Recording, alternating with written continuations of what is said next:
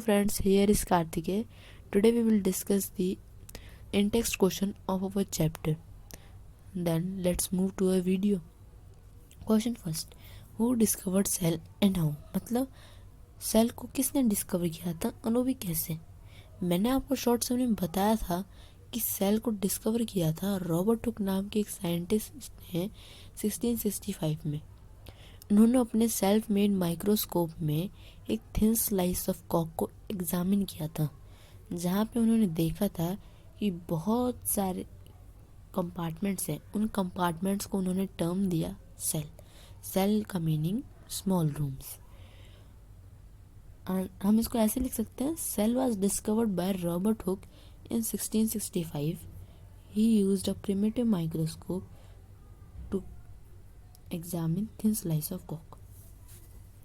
Question 2. Why is the cell called the structure and functional unit of life? मतलब sales को हम structure और functional unit of life क्यों कहते हैं? सेल को हम स्ट्रक्चर यूनिट ऑफ लाइफ इसलिए कहते हैं क्योंकि सारे लिविंग ऑर्गेनिज्म सेल की मदद सेल से ही बने होते हैं। ये हमें बताता है कि इस सेल को इसलिए हम स्ट्रक्चर यूनिट ऑफ लाइफ कहते हैं। और जो सेल होता है हम उसे फंक्शन यूनिट ऑफ लाइफ इसलिए कहते हैं क्योंकि सेल सारे बेसिक फंक्शन जो लाइफ के लिए एसेंशियल होते हैं वो परफॉर्म करता है।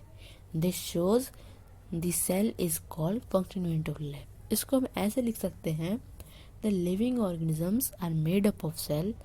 This shows that the cell was the structure unit of life. Cell perform all basic function essential for life.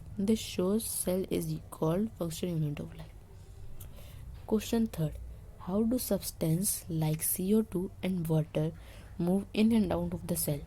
मतलब CO2 और वाटर जैसे सब्सटेंस कैसे सेल के अंदर और बाहर आ सकते हैं?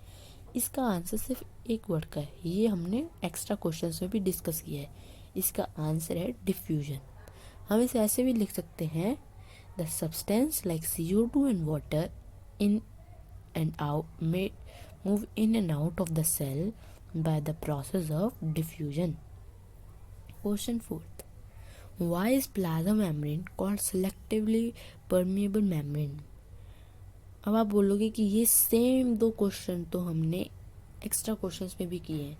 हाँ, हमने ये किए हैं, लेकिन ये इन टेक्स्ट में भी है। इसका आंसर होगा, हम प्लाज्मा मेम्ब्रेन को सिलेक्टिवली परमेबल मेम्ब्रेन इसलिए कहते हैं क्योंकि प्लाज्मा मेम्ब्रेन सिर्फ कुछ ही यानी सिर्फ सिलेक्टेड मॉलिक्यूल्स को ही सेल्स के अंदर जाने देता है। हम इसको ऐसे भी लिख सकते हैं, plasma membrane is called selectively permeable membrane because it allows the movement of only selected molecules in the cell. Question 5. Can you name the two organelles we have studied that contain their own genetic material? मतलब क्या आप ऐसे कोई दो organelle बता सकते हैं जो हमने अभी पढ़े हैं और वो अपने खुद के जेनेटिक मटेरियल कंटेन करते हैं? हाँ, इसका आंसर है माइटोकॉन्ड्रिया एंड प्लास्टिड्स। माइटोकॉन्ड्रिया और प्लास्टिड जैसे दो ऑर्गेनेल हैं जो खुद का जेनेटिक मटेरियल कंटेन करते हैं। इसको हम ऐसे भी लिख सकते हैं, mitochondria and plastids are the two organelle that contain their own genetic material. Question 6.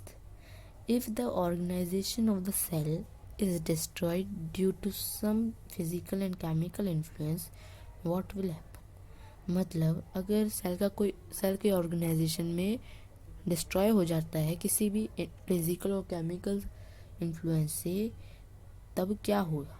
इसका आंसर होगा, जब सेल का ऑर्गेनाइजेशन डिस्ट्रॉय होगा किसी भी फिजिकल या केमिकल इन्फ्लुएंस से, तब सेल के अंदर इतनी एबिलिटी नहीं होगी कि वो बहुत कुछ बेसिक फंक्शन परफॉर्म कर सके, जैसे रेस्पिरेशन, न्यूट्रिशन, एक्सक्रेशन एक्सेट्रा। ये इस वजह से ये जो प्रोसेस अगर ये नहीं हो पाते हैं तो इस वजह से जो लाइफ एक्टिविटीज़ है सेल के अंदर वो बंद हो जाएंगी। इसकी वजह से सेल की डेथ भी हो सकती है। इसको हम ऐसे भी लिख सकते हैं, if the organization of the cell is destroyed due to some physical and chemical influence, then the cell will not to be able to perform the basic functions like respiration, nutrition, excretion, etc.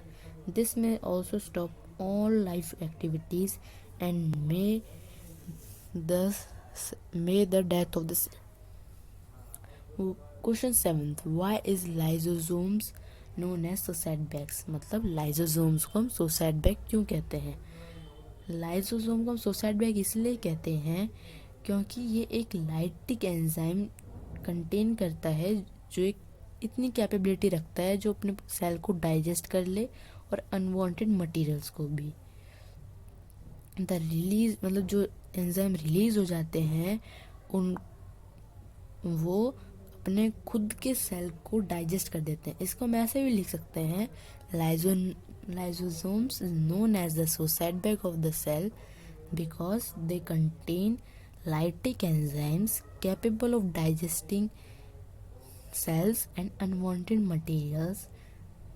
The released enzyme then digest their own cell. Question 8. This is our last question. Where are proteins synthesized inside the cells? मतलब protein कहाँ synthesise होते हैं sales के अंदर? इसका answer है ribosomes. मतलब protein ribosomes के अंदर सिंथेसाइज होते हैं। हम इसको ऐसे लिख सकते हैं, protein synthesize in ribosome inside the cells. Friends, here we have completed the video. This was the last video of our chapter. अगर आपको वीडियो अच्छी लगी हो तो प्लीज़ इसे लाइक, कमेंट और शेयर ज़रूर कीजिएगा। अगर आप हमारे चैनल पर नए हैं तो प्लीज़ इसे सब्सक्राइब ज़रूर करना। Thank you and have a nice day. Friends, यहाँ पे एक आंसर की है, आप वो देख लो। अभी मैंने आंसर इसमें से ही बताया।